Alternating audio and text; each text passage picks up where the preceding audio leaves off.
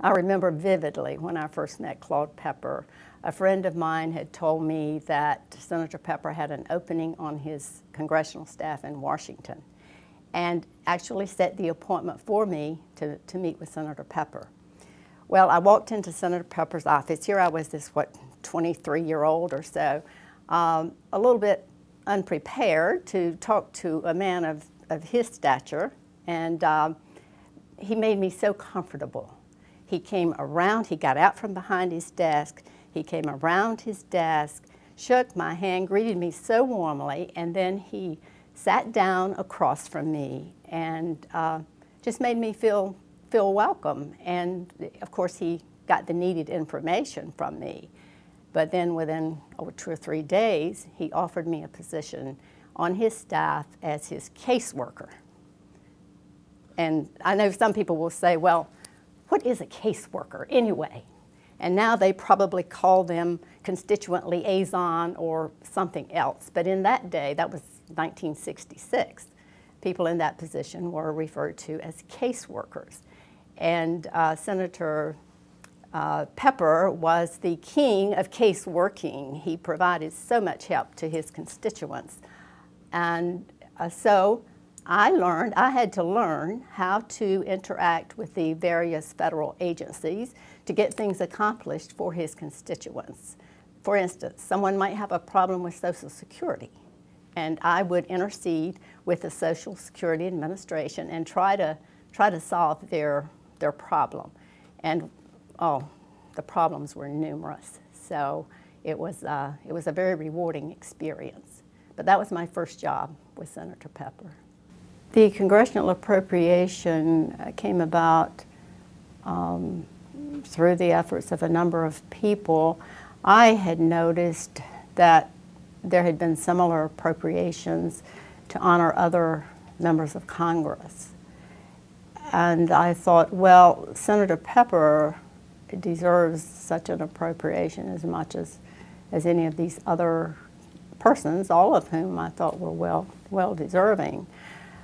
So I started to talk to some friends of his, members of Congress, who served on the Appropriations Committee. Then Tom, who, as I said, and he will tell you, he was at the Rules Committee at that time. I'm assuming that Tom is the one who spoke to the then chairman of the House Rules Committee, and he, the chairman, started talking to the chairman of the House Armed Services Committee. These appropriations were put in appropriation bills, not necessarily a bill that had to do particularly with the appropriation to honor a member of Congress who was deceased, or sometimes not even deceased yet. But those two chairmen started discussing an appropriation in memory of Senator Pepper. And then I was asked by, I believe it was Congresswoman Lindy Boggs, who had been a good friend of the senators, to draft some language that could be inserted in the appropriation bill for the Armed Services Committee to make the appropriation. And I did that. And so these members of Congress who served on the Appropriations Committee, along with the chairman of the Armed Services Appropriations Committee, or Subcommittee, and the chairman of the House Rules Committee, all working together, brought about the appropriation. And it was such a happy occurrence for us because, as I mentioned earlier, we were struggling to try to develop an organization that would appropriately honor Senator Pepper and carry on work in the areas that were so important to him. So it was a very exciting day when I went over to the Pentagon to get that check for $10 million. At that time, now you would think, well, they would just put deposit it in the foundation's account, you know, the way things are done now.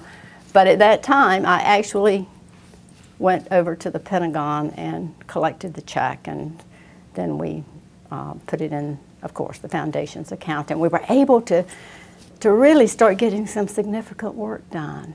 Well, the key congressional members who were involved were the chairman of the Armed Services Subcommittee of the House Appropriations Committee. And I'm trying to recall his name, and I should, because it was such a wonderful thing that happened under his leadership. And then the chairman of the House Rules Committee, at that time he was from Massachusetts, but again, I don't recall his name at this moment. And then I had Congresswoman Lindy Boggs, and there were, well, obviously it was supported by all the members, or a majority certainly, of that subcommittee. So I think one would have to go back and see who those members were at that time, and they almost all of them would have been supporters. I think it was 1990. I'm pretty sure. Senator Pepper passed away in '89, and it seems to me that it was not more than a year later. So it must have been about a year, because we had offices in my home for a year. So I would say it was in 1990. It was smooth. Oh. I don't recall any major hitches at all. And it once we got the ball rolling, so to speak, it happened fairly quickly. I think it was the very next appropriation cycle. I was optimistic, but you still have a little doubt, and you know it can or cannot happen. But once we had been asked to provide language for the bill, I thought it seemed like much more of a sure thing. However, that bill had to, of course, not only go through Rules Committee, but go to the floor of the House to be voted on. And so you would hope that enough members would support it, though you could believe, pretty rightly so, that they wouldn't turn down a bill because of what was really an insignificant appropriation compared to the overall Armed Services appropriation. So I felt pretty optimistic, yes. There was not much discussion about how the money would be spent, and any such discussion would, of course, taken place among the members of the subcommittee. But as far as the language that was used in the appropriations bill, it left it really pretty wide open. It was the one thing was that it was to be used to enhance or to provide care for the pepper collection, but and it was for the foundation's use, but it didn't limit the way the foundation could use it.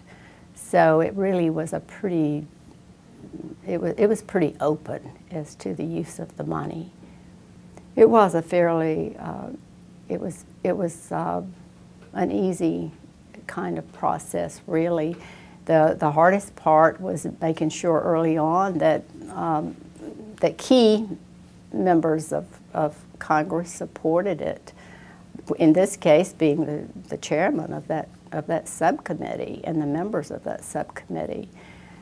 So it was done, though, generally for only members of Congress who were long-serving members who had outstanding reputation and public recognition. It wasn't done routinely by any means, but it was something that had been done occasionally over a period of years. The way we got to where we are today was a fairly long road and process, and it occurred over a period of time. It was based largely really on working with Florida State University, and the foundation gave really a lot of, a number of times gifts to Florida State University with the agreement that those gifts to Florida State would be matched and would be used for certain purposes.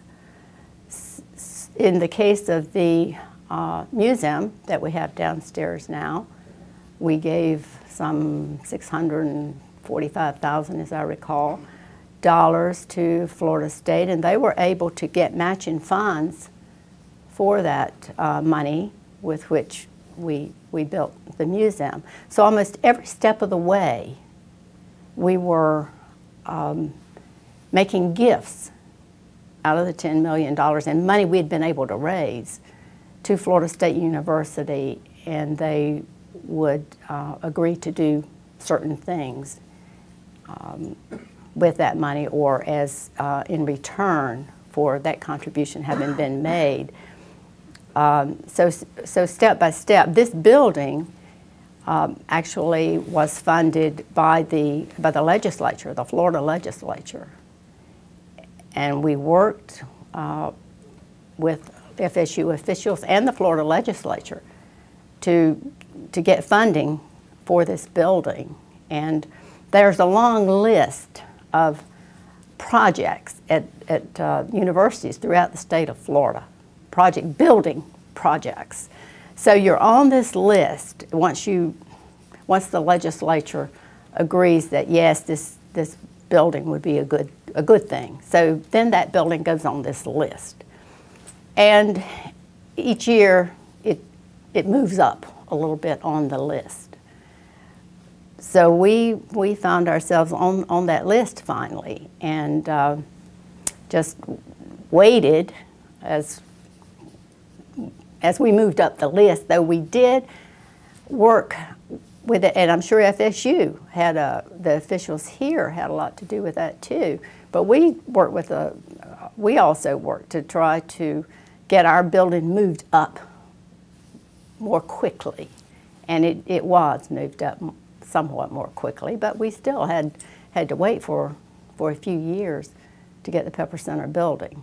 And then everything within the building and the Pepper collection, we provided funding for the Pepper Center on Aging and Public Policy. We provided funding to take the right conservation measures with the collection that is downstairs. The university had accepted that collection and the responsibility for maintaining it, but they had not been able to do that. And so the foundation stepped in and maintained the collection, had it cataloged, and made sure that this building provided the right environmental conditions for it.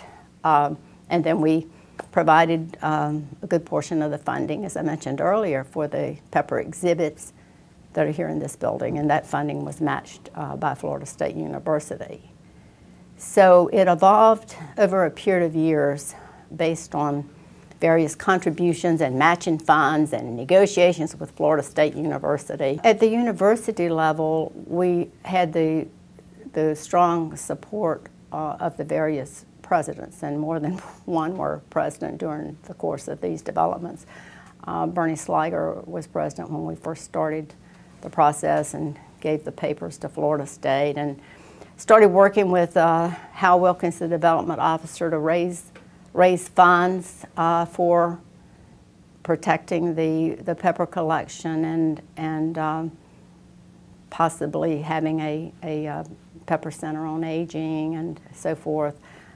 So I would say the key players, though, at the university level were the presidents, and of course they, I'm sure, worked with people under them that had influence on the process as well. But we were very fortunate to have the support of President Sliger and then President Dallenbert. So they are, and we work with the persons at the Institute on Aging as well, though they were not in a position to have the kind of influence that would make a tremendous difference, really. The exhibits that we have here in the building, I refer to it as the Claude Pepper Museum, came about as a result of the work that we did. Well, first of all, it came about because of Senator Pepper himself, because as he initially gave his collection of papers to Florida State University, they, in the old library section of Dodd Hall, the room that was used for the Pepper, well, they had some exhibits on Senator Pepper's life, and they were in the old library room of Dodd Hall. Beautiful room, but nevertheless, bad conditions. Time came to dedicate those exhibits that were, and there weren't many of them, but a few exhibits, and they were pretty, they weren't sophisticated exhibits, to say the least. And so time came to dedicate that facility. And a lot of the Pepper collection was by then here. And I asked Senator Pepper if he would like for me to work on trying to improve the exhibits prior to the dedication. And he agreed that that would be a good thing for me to do. So I started working with some exhibit designers, not of the caliber that we used when we finally got this wonderful museum.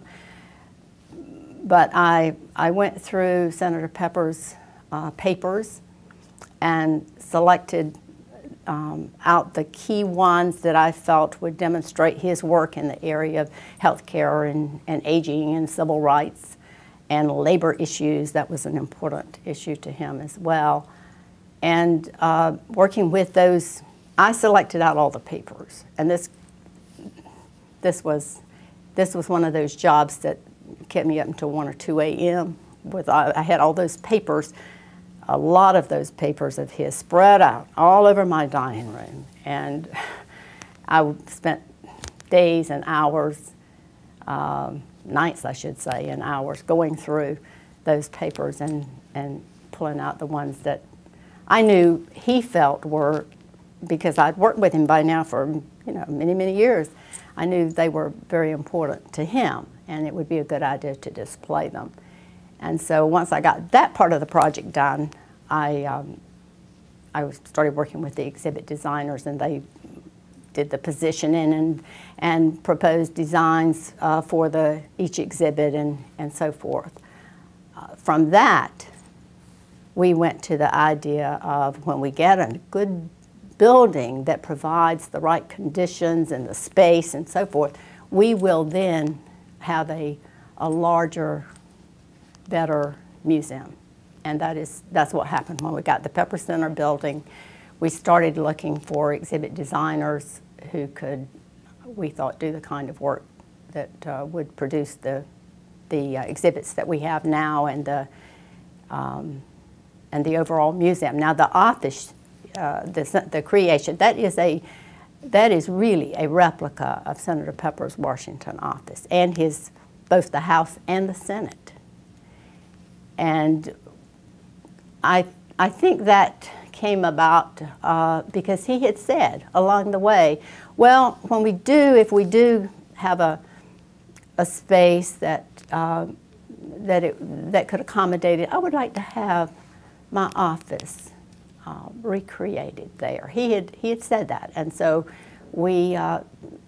that gave us the inspiration to go ahead and do it. It was fairly costly, and we, as I mentioned, we started looking at exhibit designers around the country, really, and selected the Teller Madsen firm and worked with them on what would be in each exhibit and well, really every step of the way, and that resulted in what we have today. Certain exhibits, such as the Senator Pepper hanging in effigy came about through having listened to Senator Pepper over many years. When Senator Pepper was being interviewed for his autobiography really, I sat in on the meetings with Hayes Gorey, who was the writer of that biography, and I heard him relate stories that, well, most of them I had already heard during my many years with him. So I knew a number of the instances in his life that had been most important to him. And the hanging in effigy, he told that story. The funny thing is, he liked it. He found it amusing, and he enjoyed telling that story about, he was in the Senate at that time, about being in his office one afternoon and somebody came running and said, Senator Pepper, did you know you were being hung in effigy on the Capitol steps? And he said, why no? He said, yes, go and look. This thing has a coconut head, and the ladies are out there they were protesting the United States' involvement in the war. And so they said, the ladies are out there demonstrating, and they're shaking their fist at you and yelling. And so Senator Pepper went to see, and sure enough, and he saved the effigy. Now, the one that's hanging there now is not, we have in storage, well preserved. We took all the measures to preserve it, the original effigy, but we had a replica of it made, which is hanging there now. But every time he told the story, he would laugh. He thought, oh, this is just terrific. So how could we do a museum without including the effigy, you know? It was those kinds of things. And hearing him talk, the old campaign car, hearing him talk about the way he campaigned early in his career, which is how everyone did it then. Didn't have all this campaigning on television and, you know, the sound bites and all these.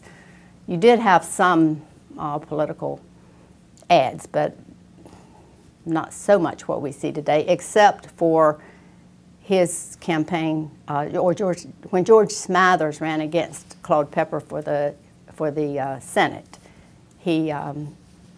Some pretty nasty things were said by the Smathers group, and so Senator Pepper talked about that, and I could see that all those years later it still really hurt him, because Smathers Senator Pepper considered him a protege.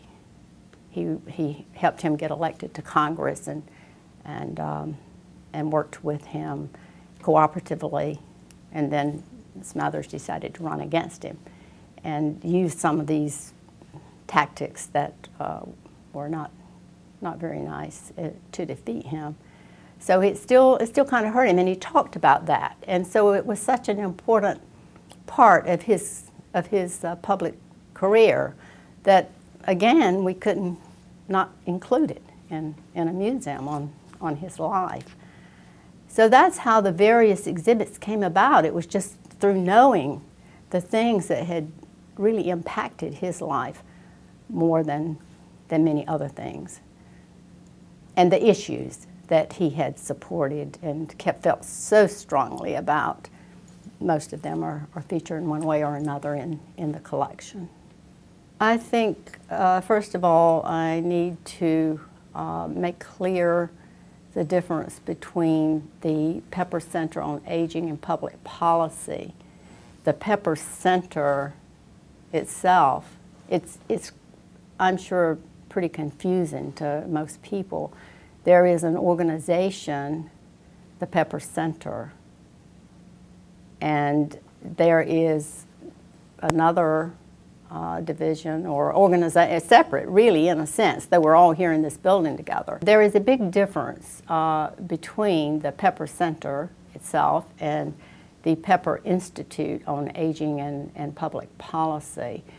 The Institute on Aging and Public Policy existed long before there was a Pepper Center. At that time, it was just before the Pepper Foundation entered the picture, it was just simply the Institute on Aging at Florida State University, on Aging and Public Policy at Florida State University. But then in working with the university officials and the director of the Institute, it was agreed that if the foundation established a couple of programs, scholarships really, within the Pepper Center, that the center would then take on the name, or the, I'm sorry, I'm saying center too, but the institute would then take on the name of the Pepper Institute on Aging and Public Policy. The Institute on Aging and Public Policy is really a research and publishing organization of the university. They of course have professors doing research and publishing and teaching. The faculty there teaches at the university. The Pepper Center is an organization that was established again when the foundation made a contribution to Florida State University for the purpose of establishing the Pepper Center. And then the Pepper Center had programs of its own. We did some studies, but they were limited because the Institute was doing studies. So we wanted to do more public outreach, and we started having programs that were just that. In fact, we at that time were still doing the programs such as grandparents supporting or raising grandchildren, and we did a program on hip fracture prevention. Hip fracture was the greatest killer of seniors, and so we did a program to help seniors avoid getting a hip fracture from a fall. It was really a fall prevention, hip fracture prevention program, which included things like, well, really educating seniors about fall prevention and supporting things like Tai Chi and balance training. So we did, the Pepper Center developed a series of programs of that nature, again, all in accordance with Senator Pepper's ideals, and carried them out. And they all tended, again, to be public outreach type programs. We also had here in the Pepper Center building a changing gallery down on the first floor, where we featured exhibits on various subjects, but almost always to do with one of Senator Pepper's key interests, whether it be aging, labor, health care, and we would bring in art in those areas, and we would have a open house and have the public come in and see not only the museum, but the changing exhibits, which we changed regularly. And we also created a traveling exhibit, which was similar to the exhibit in the museum downstairs, that went to wherever someone wanted to display the traveling exhibit. We would, they'd provide some finance, and we would take it there. And for instance, it was at the Florida Council on Aging conference, which is attended by a couple of thousand people each year. We sponsored a Pepper Distinguished Lecturer that was presented each year at that annual meeting of the Florida Council on Aging. We did just a wide variety of programs, such along the same lines that the foundation had done before there was a Pepper Center. And the foundation and the center became pretty intertwined in their activities. But again, that was all apart from the research and teaching and publishing that was being done by the Institute on Aging. Well, the year was, it was near the very end of 1966.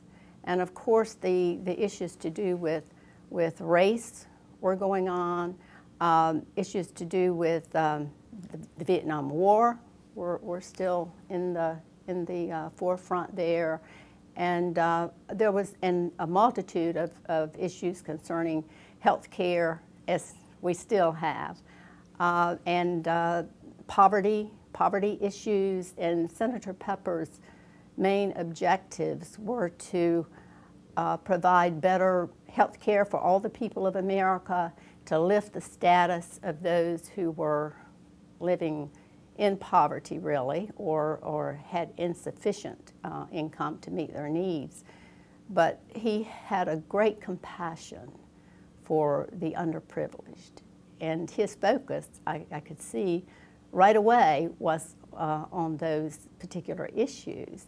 And it was wonderful because at that time I was, as I said, quite young, and was just forming my own political philosophy. And I found that, hey, I'm believing very strongly in what this man stands for. And so working with him on those issues made my work experience very fulfilling, very happy, because I felt, well, I'm helping accomplish some things that are very important for the American people. Well, he had been in the United States Senate for 14 years, and he was close to Roosevelt and the Roosevelt administration, and had become quite known for some of the positions that he helped push on behalf of the Roosevelt agenda. So he was already fairly well known, but then he had been out of Congress for more than 10 years. And so he had to start building a reputation, and a different kind of reputation in a sense, because unlike most politicians, he had gone from the United States Senate to the House. Now, most of them go from the House to the Senate, as you know, but he was unusual in that regard. And so but he did have to start then building a reputation, in a sense, all over again, even though he was still known by a lot of people for the wonderful work he had done in the Senate. That was in 1966. By 1980, he was one of the preeminent members of Congress and known all over the United States. In fact, in traveling with him at that time to foreign countries, he was often recognized and spoken to on elevators in many other countries of the world. It was, "Hello, Senator Pepper." And it always surprised me that he had a reputation all around the world. By that time, he had become very active in the area of aging issues.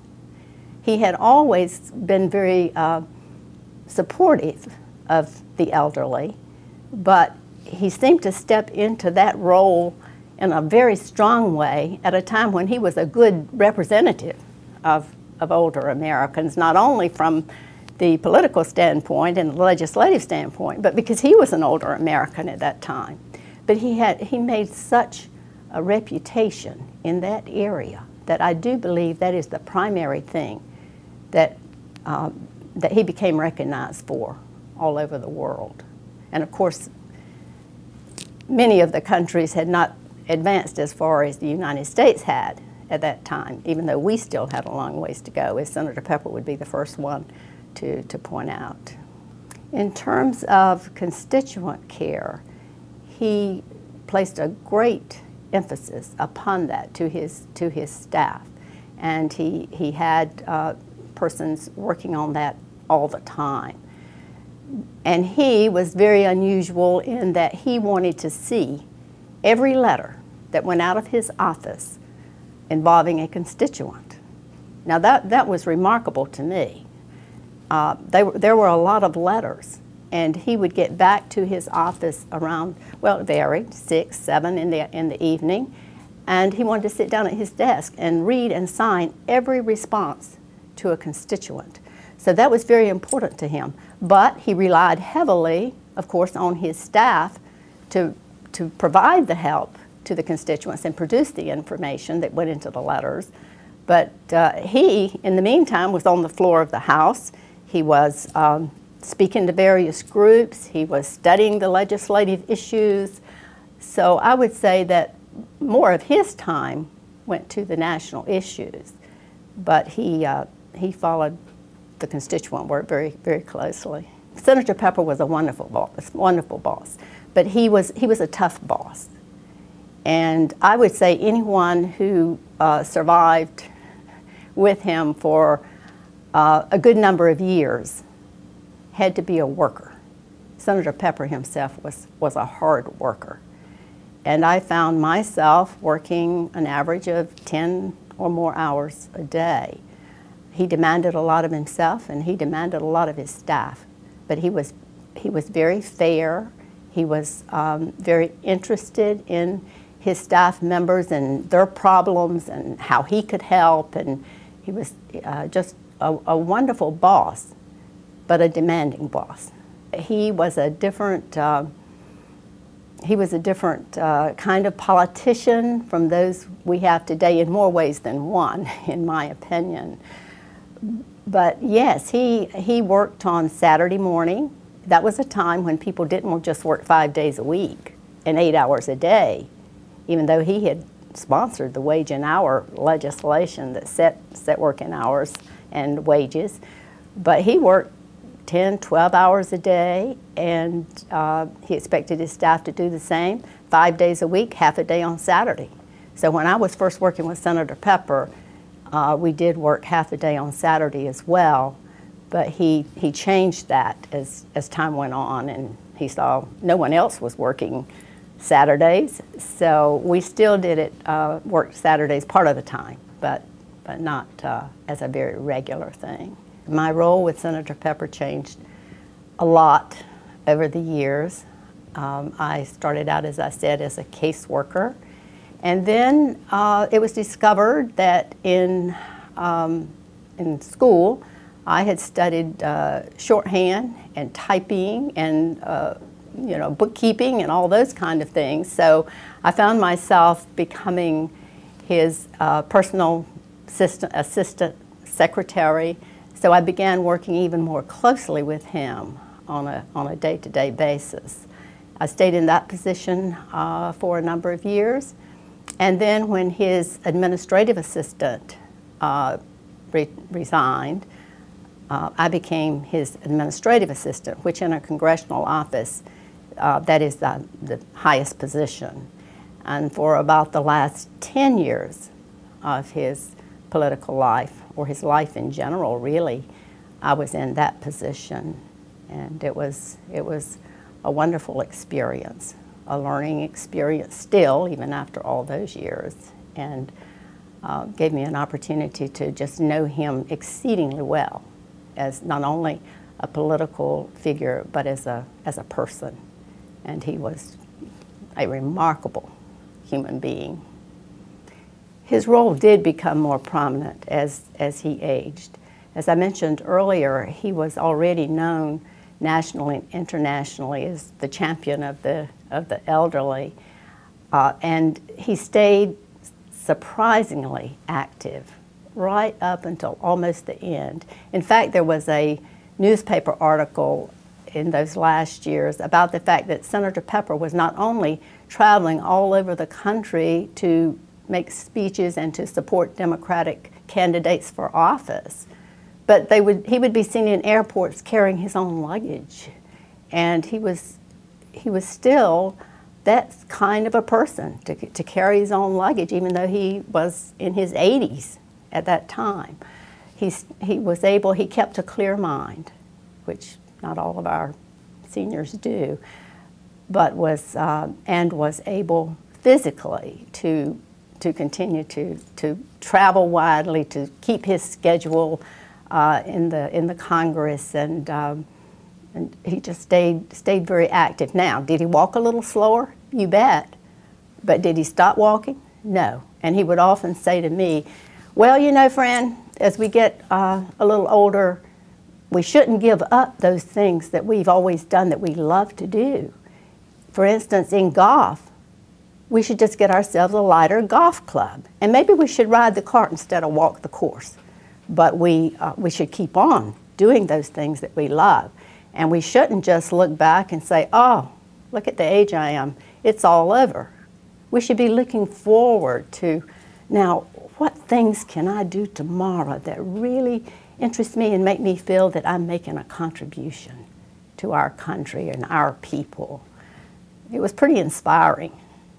The idea for a Claude Pepper Foundation came about in the mid-1980s. In the late 1970s, before Mrs. Pepper passed in 1979, he and Mrs. Pepper had visited the Florida State University campus and agreed eventually to donate his collection of papers to Florida State University. His collection was being pursued by Harvard University, where he had gone to law school, the University of Alabama, where he went to undergraduate, but he decided on Florida State University. He had met Mildred Pepper in Tallahassee. He had served in the legislature in Tallahassee. He had moved his family from Alabama to Tallahassee, bought them a home here. And so he thought this was the best place for his collection of papers. Now, we started sending his collection down. I took the responsibility for that. A small shipment at the time, so it could be archived in the building. Old Dodd Hall at that time was to house his collection of papers. And about 3 or 4 years later, maybe 5, Senator Pepper and I came to Tallahassee and we visited his collection and the Dodd building, and we discovered as we toured and looked at documents that many of them were starting to fade. Some were already illegible because Dodd Hall is a beautiful old building, but it didn't have the right environmental conditions for a collection of papers. So it was at that time we started thinking about, first the idea was, well, what can we do to provide the funding to take care properly and house properly the collection? From that, Senator Pepper decided that, well, I think what I will do is on speaking engagements where I'm honored an honorarium, I will give that honorarium to Florida State University so they can start taking better care of my collection. He did that for a couple of years, but he became disturbed because he felt that his collection still was not receiving the care that it needed. So then we started talking about, well, what can we do to provide a source of funding in an ongoing way? And that's the idea of a foundation started to emerge and did grow from that into the establishment of the, at that time, the Mildred and Claude Pepper Foundation. Senator Pepper said, Mildred's name always comes first, no matter what it is. Her name comes first. And so he named the foundation the Mildred and Claude Pepper Foundation. And then we start, but the fact is, he was so involved in his legislative work that we didn't do much with the foundation. It was on paper, and he did, as he made speeches that provided honoraria, he did give those to the foundation. But at the time of his death in 1989, the foundation, except for those things, still had not been developed at all. Before his death, he had a meeting of the board of the foundation. He had named just 2 or 3 of us to serve on the board. And he had a meeting, and he told them that I had been working with and overseeing his collection of papers, and that he wanted me to head the foundation. He at the time was president and chair, but he stepped down as president and chair, well, really just almost immediately before his death, you know, a few weeks before his death. And then I moved into that position. But we had then to go to work to try to actually build the foundation into a functioning organization. And you want to ask? I want to know if Fran can elaborate on who she was dealing with at FSU and in Washington in terms of the collection at that point. Just oh, okay. who were the Did key you hear that? actors? And one thing I want to interject, could you give me some dates here, like when did the papers first come here, or approximately, and when did that 5-year point, I believe it was, when you came and you saw the papers were not being cared for, about what years were these?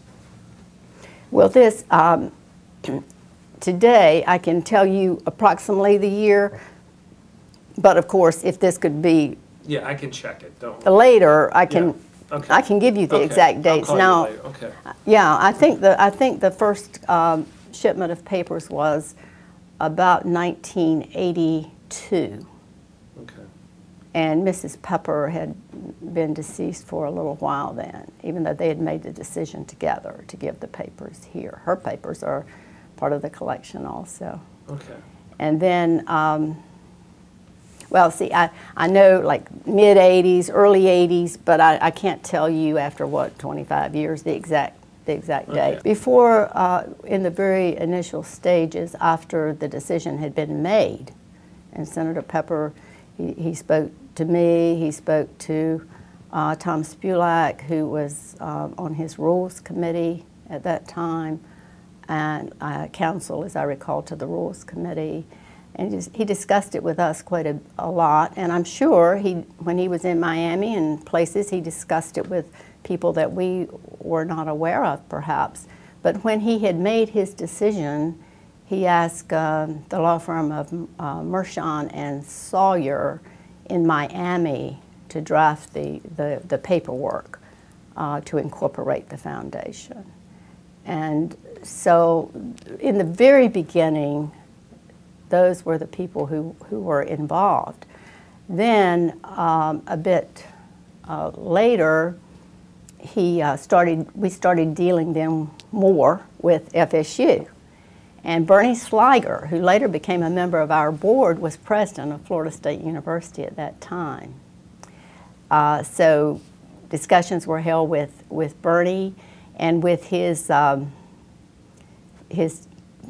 fundraising development director, who at that time was Harold Hal, we called him Hal Wilkins. And we had meetings with Hal and Bernie, a good number of meetings where we tried to, to work out details about the foundation with a focus on Pepper's collection of papers and establishing a proper Pepper library.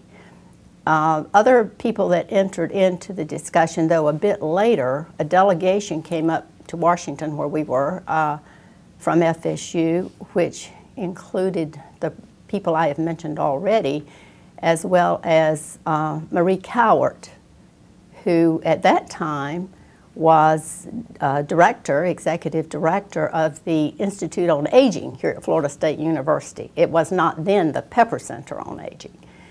But she had an idea that they would like to see the Pepper name attached to the Institute on Aging, and that hopefully all of this could evolve out of the Pepper Foundation. And it did. So I would say that those initially were the primary people involved. Though again, I'm sure Senator Pepper, when I was not there or others were not there, talked to people, friends. I don't know how much he talked to family. He didn't tend to ask family their opinions on these kind of decisions. He relied very heavily on his staff.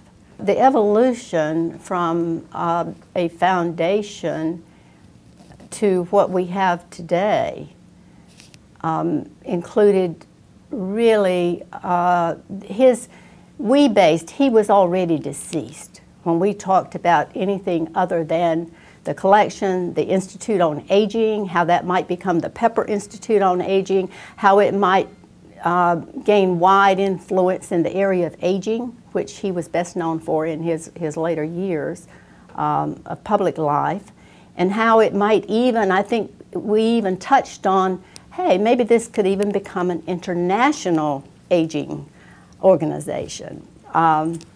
A lot of what we discussed in that area has come to pass. But then as far as the foundation, when Senator Pepper died, and I had said I would take on the responsibility of serving as president and chair and try to develop an organization, I based and proposed to the board, there were only 3 of us at that time, that we develop as an organization that would continue as best we could, which would be a poor showing compared to him and his record, but as best we could, an organization that continued his ideals and supported those things that had occupied the majority of his public life. His key focus, he was interested in just about everything, but he had a very heavy focus on health care for all people, on education. He believed that that was, of course, the way to a decent life for these underprivileged persons that he supported so strongly and tried to help. So it was health care, education, aging. But if I tried to put that under one big umbrella, that umbrella would just say providing help to those, especially those who are underserved and more needy in our society. So we set out to develop programs that we thought could further those purposes. We didn't have a staff, we didn't have offices, we didn't have bylaws, we didn't have a mission statement. We had no money. We had absolutely, I mean, we started from scratch. And, but we did use as our guiding light the principles that Senator Pepper had pursued all of his political life. Takes time, takes a lot of hard work. And the support of numerous people. We first set up an office in one room of my home. My home was in McLean, Virginia at that time. And we hired, well, initially one staff person, and then we hired 2, and both of them had worked for Senator Pepper for a good number of years before his death. So they were very familiar, as well as I, with his ideals, his goals. And so we started as we could to purchase used office equipment and the things that we needed. I didn't have all of those things in my home at that time. And so we worked out of my home for a year. Things changed for us when we were able to secure an appropriation from the Congress and memory tribute to Senator Pepper. And the Congress appropriated $10 million for the purposes of the foundation and to preserve Senator Pepper's collection of papers. So with that money, we were able then to really, we could rent office space, we could hire a person or 2. We always had a pretty small staff. And then to start to envision the guidelines for various programs and to just develop various programs for the foundation. And pretty much the form they would take is we would have the 3 board members would meet, and in those days, as you can imagine, trying to develop an organization, our board meetings lasted a full day and a half. And I mean, morning to night for the first day, and then at least a half a day, if not 2 days. And we would work on these concepts for programs and so forth. After that initial stage, I would very often write up a proposal for a program, including what our goals would be, what we would expect to accomplish, a budget, a timeline, those sorts of things. And then the board would discuss it and approve it or not. We did a tremendous amount of work and had a large number of programs to be a small organization with a very small staff. And all of them focused on the ideals and work of Senator Pepper. We had, for instance, a program in grandparents serving as parents. We had become aware at that time that many, many grandparents were having to raise their grandchildren because perhaps the parents had been drug abusers, maybe they were in prison, for whatever, maybe they weren't physically able, but for whatever reason, the grandparents had this responsibility of raising their grandchildren. And here we were with a group of elderly, for the most part, who were taking on this responsibility. So from the standpoint of aging, it was in line with Senator Pepper's work and ideals. And so we joined in order to maximize the funding that we had and staff. We joined with other organizations in working on some of these issues, as we did in the Grandparents Serving as Parents program. And we would bring grandparents together for educational sessions on dealing with grandchildren, for just social, you know, a meal together, just trying to help them endure what they were having to endure, and to do a good job with their grandchildren. We did a program in health care, joining with other organizations other organizations were, for the most part, out of Washington. At that time, we had relocated here to Tallahassee. But when President Clinton, you will recall, was first president, he had a drive to enact national health care. Senator Pepper had proposed a national health care-like plan way back in the late 30s and again in the 1940s, so this was a major concern of his. So we joined in sponsoring a group of people from around the southern part of the country to travel to Washington to talk to their congresspersons and to support health care.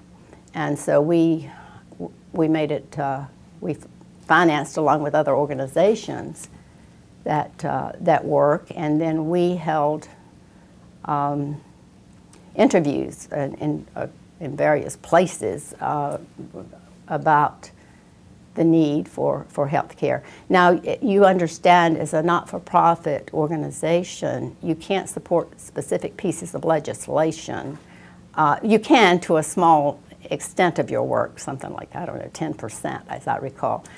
But you can support issues, areas of interest. And so that's how we were able to engage in that particular program. It was an issue. We weren't supporting a particular piece of legislation.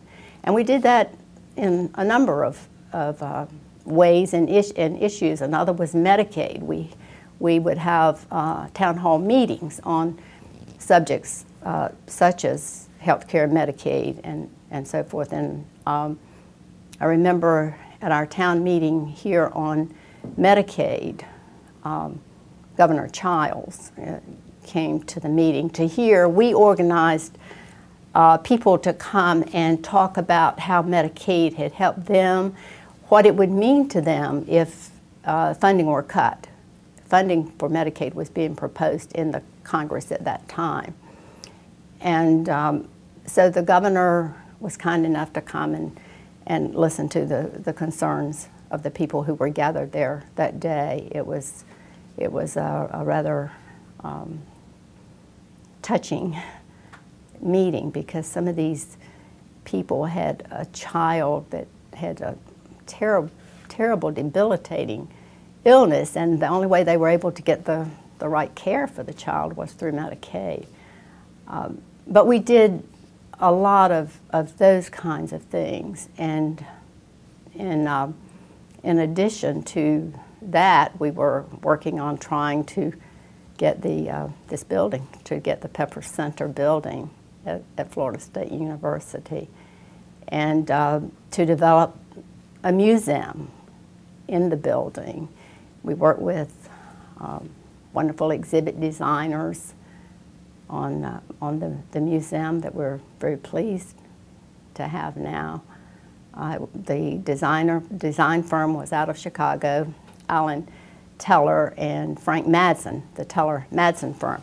And they had done, the way we found them is they had designed the exhibits for the Herbert Hoover Library. And kind of interesting, because Hoover and Pepper were on certainly opposite sides of the political aisle. But at any rate, they had. I went to visit that museum, and it was so well done, just a wonderful exhibit, that we started talking to them then about designing the exhibits for the Pepper Center, and they did so. We also at that time held various symposia and meetings here in the Pepper Center, and we had a couple of programs like the Pepper Oratory Awards program that went on here, and the Mildred Pepper Design Award. His wife had started that while she was still alive, and we carried that on, and we did a variety and numerous programs, which I'm very pleased that we were able to do. Then we started working on getting the statue, which there is a marvelous Claude Pepper statue in front of our building. I found that Neil Estern had a sculptor by the name of Neil Estern had designed the Roosevelt Memorial and the headstone for Roosevelt's family grave site. Senator Pepper, Senator Pepper had also erected a headstone for his family cemetery here in Tallahassee, and he had one designed just like Roosevelt's. He was a great admirer of Roosevelt. But at any rate, to go back to the story, we hired Neil Estern, the same one that had done the Roosevelt Memorial, to design the Pepper statue here. And so we were very pleased to have that as we hope an enticement to people to come on in and see the marvelous exhibit that we have here. Tom Spulak, Irene Hudak, and myself. Okay. When Senator Pepper established the foundation, he was himself president and chair, as I mentioned earlier, and he named me as executive vice president, and he named Irene as treasurer. So we were officers and board members. And then several months later, he asked Tom Spulak if he would like to be on the board. And so Tom became a board member. The three who did this work for a few years initially were Tom Spulak, Irene Hudak, and myself.